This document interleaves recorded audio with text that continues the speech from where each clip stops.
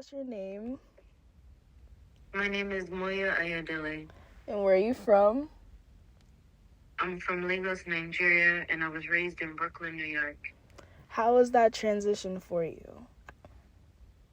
That transition was actually really interesting. I grew up in a mixed cultural dynamic. There was the dynamic of recognizing that I'm Black in America, but also just African in my household. And it was an interesting intertwine that I learned to navigate over time. But it was also filled with a lot of interest and curiosity and inspiration because everywhere around me, I saw really inspiring Black women, in the women in my neighborhood, in my communities, in my educators, that really opened my eyes to a different sense of nationalism when it comes to the Black community. Can you recall a specific memory from your childhood that has had a lasting impact on your life? And how did this shape you as you grew up? A lasting memory from my childhood is actually when I was born. Within my newborn pictures, I have on a gold bracelet. And as a jewelry designer, growing up knowing that literally from the day that I was born, I was wearing a piece of jewelry, it definitely makes me feel aligned with my divine purpose. And for a long time, I've always loved creative spaces and I've always loved fashion and style, but didn't quite know where to fit in or how to express that. And one of my biggest inspirations that really gave me the courage is seeing beautiful Black women and the way that they adorn themselves across cultures. In the Nigerian culture, being adorned and dressed up is a key part of how we celebrate one another.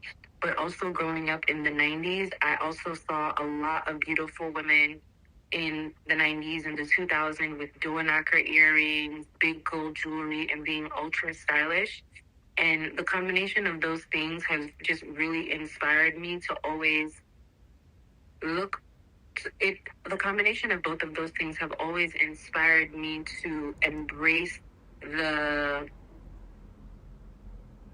what I guess American culture or some spaces would call gaudiness of Blackness. Because oftentimes what ends up happening is a lot of things that are called ghetto or are stylish when it's on Black people are often like co-opted in other spaces and platformed. But anyway, I digress. The point I'm trying to make is that early memory helped me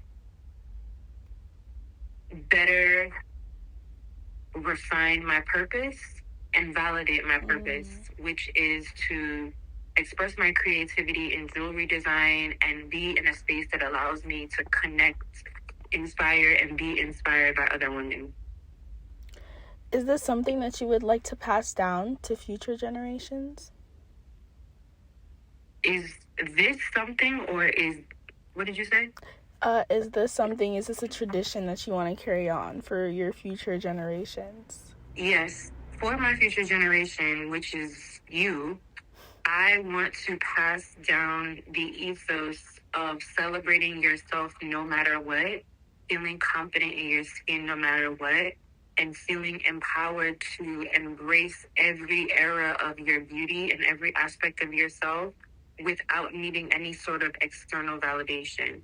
I think that is something that's really important to me to convey to you and future generations, that particularly as a Black woman, particularly as a dark-skinned Black woman, it's really important to validate yourself and not rely on any external validation or approval or any external metrics other than what feels right and looks right for you and on you. So where do you currently live right now? I currently live in Atlanta, Georgia. Did you always live in Atlanta? No, I actually moved from Brooklyn to Atlanta, Georgia. So what made your decision to leave New York to go to Georgia? I made the decision to leave Georgia because I wanted to change. I've always lived in New York City, and as much as I love this city and all that it has given to me, I felt that it was time for something new. Is there something in Atlanta that offers something that you cannot get in New York? Yes. In Atlanta, it's really inspiring being surrounded by Black entrepreneurs. This city is like Black Hollywood Central. I really, really love that everywhere around me, there are Black business owners, there are Black owned brands everywhere, Black owned practice, medical practices, every type of practice you can think of, there are there. Lots of lawyers, Black owned law firms, Black owned malls, Black owned restaurants. And it's really, really inspiring because coming from a place like New York City where there's a ton of diversity and a really, really big working class, although there's a really big working class in Atlanta, I think there's something about this city that really, really drives entrepreneurship and hustle in a different way that New York City does. And I really love being inspired by that energy because it's really magnetic. Interesting. So, tying what you said about being around so many Black entrepreneurs, how do you feel about the growth in society as a whole from the past to the present? I feel like the growth in society is really subjective. As a Black woman of African heritage who grew up in America, that's in her 30s, meaning I have a millennial experience, I may feel like society has not done enough to empower, embrace, uplift, and platform Black people. But then if you ask the generation before me, where, they encountered Jim Crow, they were there when MLK was marching, they were there when integration in schools was the biggest controversy on the news, is having a Black girl in a single classroom. So it's subjective. I think as society has come a really long way, but I also think that we've come within the same note. I feel like society has come a long way in that we've gotten really good at becoming passive aggressive and enabling microaggressions when it comes to race relations and just interacting with a diverse panel of people in any environment. Whereas back in the days, the racism was a lot more overt. I know that society has come a long way, but I do think we have a really long way to go ahead of us. Because I think we've just gotten really, really good at masking it. But fundamentally, the same problems are still there: inequity, discrimination, and bigotry. So, what are some of the most important historical events that you've witnessed throughout your lifetime, and how did they affect your view on the world? I think my view on the world is not a monolith. I have lots of views on the world just because there are so many parts of the world that touch on a variety of things. I think I'll speak more specifically to an important event that really changed my perspective was George Floyd, the summer of George Floyd, where we saw America kind of just let out this really big, I'm tired. And it was felt throughout the country and energetically throughout lots of different people. And I really think it empowered me to rest in my feelings about what I was experiencing in society as a Black woman, the microaggressions, the glass ceilings in corporate spaces, and all of these things. It really made me feel like validated in my feelings. And it was empowering as well because it also gave me confidence to speak up even more than I already was when I felt that something wasn't right or that I wasn't being treated fairly. And I just think in general, it just really shifted the way that I prioritize addressing issues related to race in multiple spaces. It can be as like regular as getting in a taxi, or it can be as significant as being in a workplace. I think it really just gave me the perspective that, like, every single instance is worth speaking up for. So, tying back to the archive that you chose, why did you choose to tell your story about this object in particular, and how meaningful is it to have your story told? It's meaningful for me to have my story told because I think that every single person on this earth has a story to tell. They have a role to play in the global in our global community of humanity. And I think society, capitalism, religion, a lot of things really suppress that sort of expression.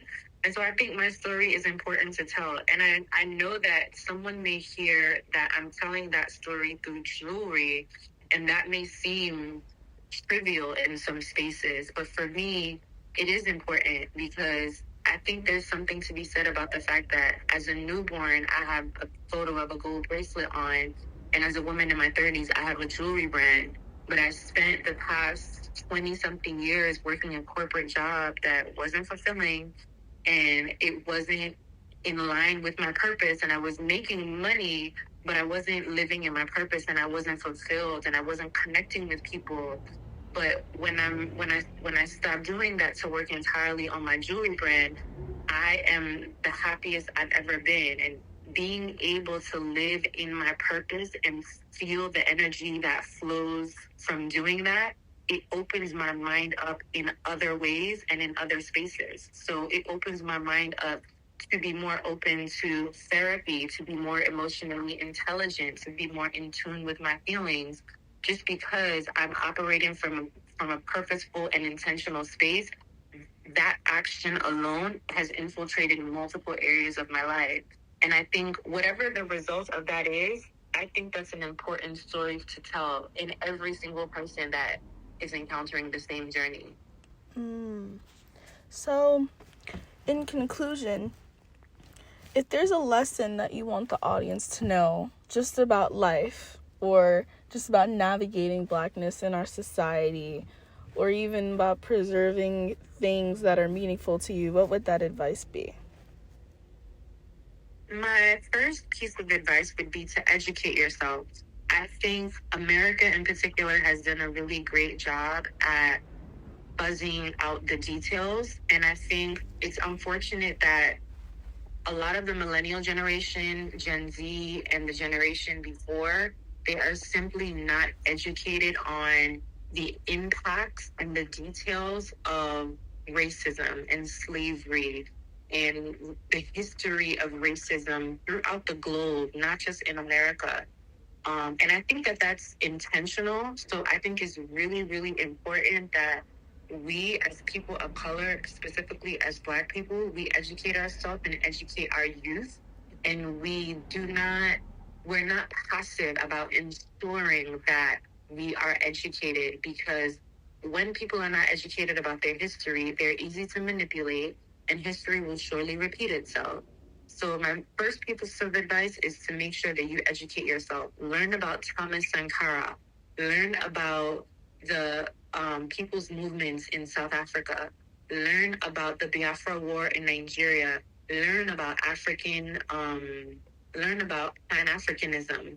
Learn about the Moors that brought education to Europe. If you read modern textbooks, that high schoolers are not taught that Black people are the ones that brought education to Europe, not the other way around. And that information is really empowering, and I think it's important. The next thing I'm going to say is, as a Black person, after you've educated yourself, then be unapologetically you. Figure out what that is and what that looks like, explore it, and embody it. Perfect. This will now be the interview with my dad. I apologize for the long intro. He loves to talk.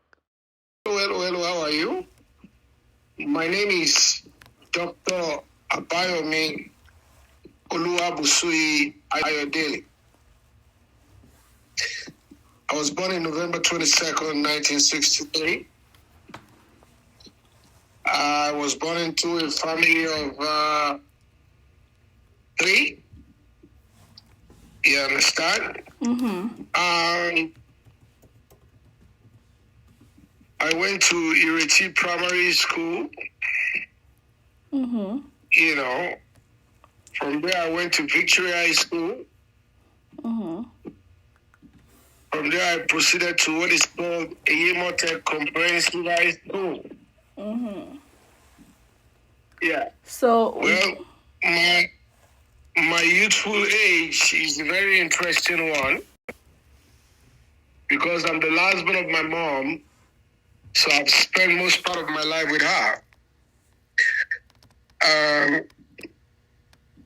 I'm a businessman and also a very diversified businessman, very down to earth, very focused.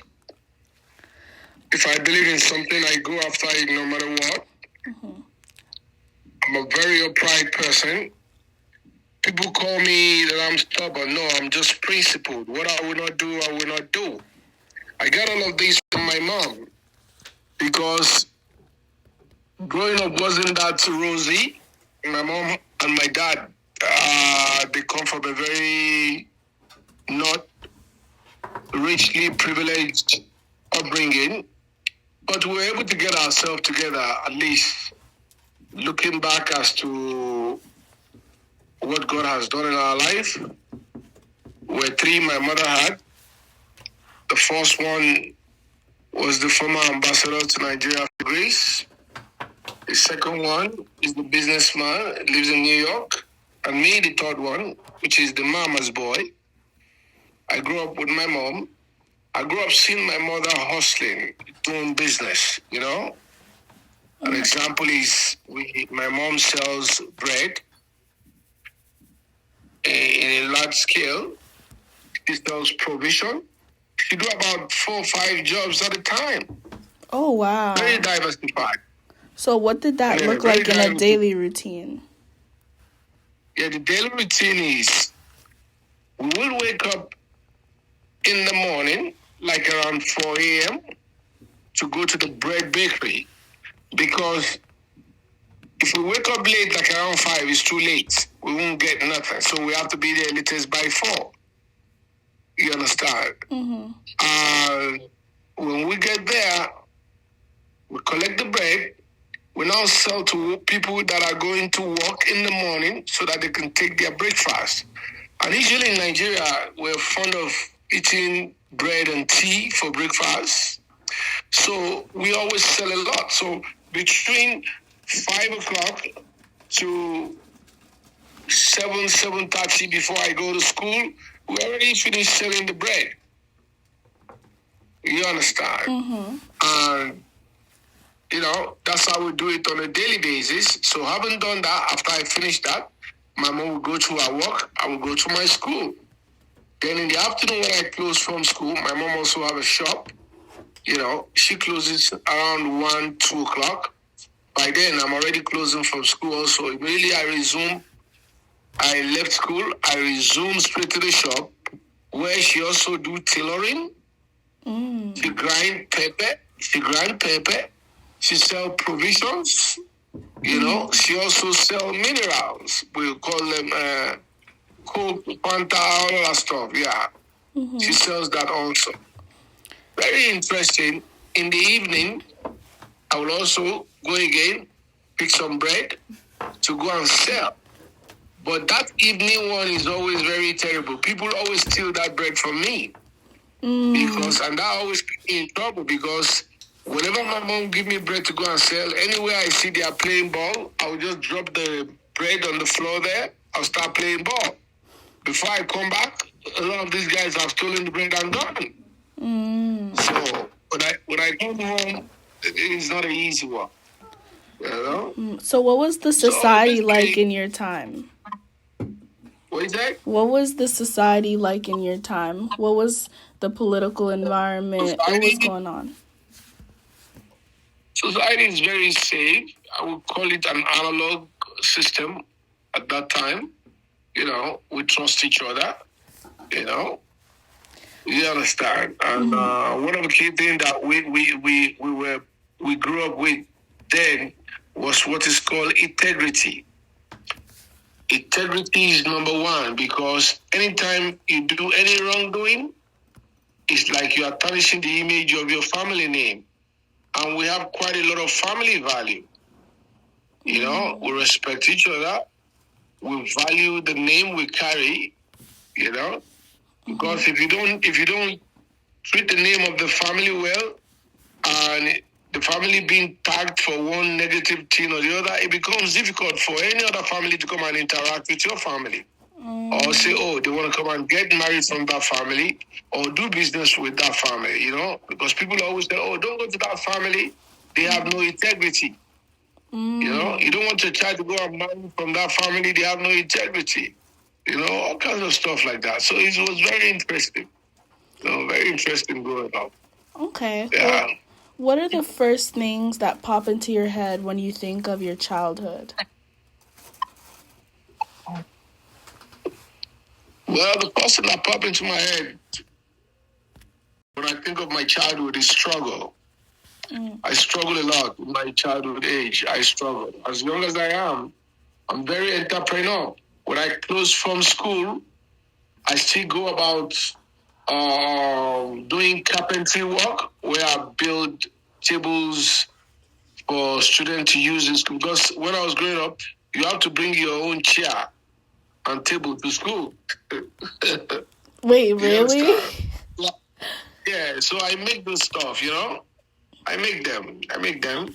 So, and I sell them, I also do tutoring, So this is how I get some money to survive on my own on the side, outside helping my mom, because she had to work so hard to be able to pay our school fees, So, and my father has been very helpful also.